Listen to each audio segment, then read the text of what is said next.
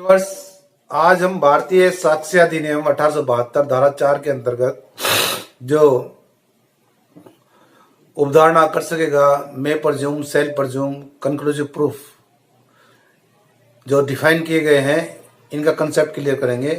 पहले भाग के अंतर्गत हम जो है आज सिर्फ मे परज्यूम उपधारणा कर सकेगा का कंसेप्ट क्लियर करेंगे। देखिए, जो धारा में परिभाषा दी गई है कि जहां कहीं यह बंधित किया गया है कि न्यायालय किसी तथ्य का उपधारणा कर सकेगा, वहां पर न्यायालय उस तथ्य को साबित मान सकेगा यदि और जब तक वह ना साबित नहीं कर दिया जाता या उसके सबूत की मांग कर सकेगा। तो कहां पर प्रावधान किया गया है, कहां पर बंधित किया गया है कि न्यायालय किसी तथ्य की उपधारणा कर सकता है? वो धाराएं हैं धारा 86, 87, 88, 90, 113A, 114, 118। इनमें जो घटनाएं हैं और उन घटनाओं से संबंधित कोई तथ्य है, वहां पर न्यायालय ऐसे तथ्य को साबित हुआ मान सकता है। और साबित हुआ मान सकने का प्रभाव ये होगा कि न्यायालय में जो मुकदमा होता है उसमें दो पक्षकार होते हैं। जिस पक्षकार के फेवर में किसी तथ्य की उपधारणा कर ली जाती है, वो पक्षकार उस तथ्य के भार को साबित करने से बच जाता है, और यदि दूसरा पक्ष चाहे तो उसके विरुद्ध साक्ष्य लाकर उसको खंडित कर सकता है। जो उपधारणाएं होती हैं वो तीन प्रकार की होती हैं: तथ्य की उपधारणा, विधि की उपधारणा और तथ्य और विधि की मिश्रित उपधारणाएं। जो तथ्य की उपधारणा है वो विपरीत साक्ष्य देकर खंडित की जा सकती है।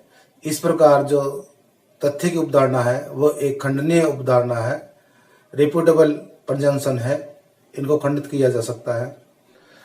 न्यायालय किसी तथ्य की उपधारणा अपने विवेक और कौशल के आधार पर करता है। उपधारणा करने का अर्थ है कि किसी तथ्य के अस्तित्व को मान लेना कि उन घटनाओं के संबंध में कोई तथ्य है जो घटित हुआ होगा या नहीं घटित हुआ होगा। पहले भाग के अंतर्गत उपधारणा करना जो है न्यायालय के पूर्णतः विवेक पर है। न्यायालय चाहे तो किसी तथ्य को मान सकता है और न्यायालय चाहे तो किसी तथ्य को नहीं मान सकता है। धारा 114 में जो तथ्य हैं, कौन कौन से तथ्य हैं जिनकी वो उपधारणा कर सकता है न्यायालय, इसके बारे में बताया गया है। धारा 114 के अनुसार न्यायालय ऐसे किसी तथ्य का अस्तित्व उपधारित कर सकेगा जिसका घटित होना उस विशिष्ट मामले के तथ्यों के संबंध में प्राकृतिक घटनाओं, मानवीय आचरण तथा लोक और प्रायोगिक कारोबार के सामान्य अनुक्रम को ध्यान में रखते हुए संभावित समझता है। तो जो न्यायालय उपधारणा करेगा, तथ्य की उपधारणा करेगा, सिर्फ तथ्यों पर ही आधारित होनी चाहिए, और ये न्यायालय के विवेक पर, कौशल पर होता है कि वो उपधारणा क्या करता है। धारा 114 का जो दृष्टांत पहला है कि कोई व्यक्ति जिसके कब्जे में चोरी का माल है, चोरी के माल सहित पकड़ा जाता है। अब वो व्यक्ति जब तक ये ना बता दे कि उसके संबंध में वो चोरी का माल कहाँ से आया, उसके कब्जे में चोरी का माल कहाँ से आया है, तब तक उसके संबंध में ये समझा जाएगा या तो इसने इस माल को चुराया है या जानबूझकर चोरी का माल जानते हुए इसने प्राप्त किया है। तो जहां पर न्यायालय इस तरह की उपधारणा करता है, इन उपधारणाओं के साथ साथ न्यायालय और भी बातों का ध्यान रखेगा, इन घटनाओं के संबंध में और भी तथ्यों का ध्यान रखेगा। जैसे कि इसी दृष्टांत से संबंधित 114 में बताया गया है कि कोई दुकानदार है जिसके गले में चोरी का सिक्का पाया जाता है, और वो दुकानदार अपने व्यापार के अनुक्रम में लगातार सिक्के प्राप्त कर रहा है। तो वहां न्यायालय यहाँ अनुमान भी लगा सकता है, ये उपधारणा भी कर सकता है कि इस दुकानदार के पास ये जो सिक्का है कोई ग्राहक दे गया होगा। जरूरी नहीं है कि इसने ये रुपया चुराया हो और चुरा कर अपने कब्जे में रख लिया हो, अपने गले में रख लिया हो। इसी प्रकार धारा 113A के अंतर्गत यदि कोई विवाहिता स्त्री है और जिसकी शादी को अभी 7 वर्ष नहीं हुए हैं, वो आत्महत्या कर लेती है, तो यहाँ पर न्यायालय ये अवधारणा कर सकता है कि इस स्त्री ने आत्महत्या क्यों की है। जरूर इस स्त्री के साथ क्रूरता की गई होगी और क्रूरता इसके पति ने की है या इसके पति के किसी नातेदार ने की है।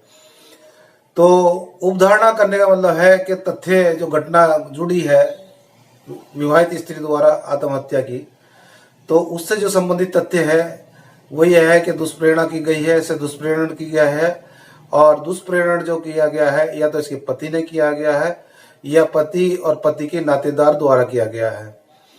तो उपधारणा कर सकेगा यहाँ पर सीधा सा जो इसका है कि किसी तथ्य का अनुमान लगा लेना और अनुमान से ये साबित होना चाहिए कि इस तथ्य का अस्तित्व है या इस तथ्य का अस्तित्व नहीं है। और उपधारणा करने का प्रभाव ये होगा जिस पक्ष के फेवर में उपधारणा की जाएगी वो उसका साक्ष्य देने से बच जाएगा और दूसरा पक्ष चाहे तो इस उपधारणा को विपरीत साक्ष्य देकर खंडित किया जा सकता है, करा सकता है।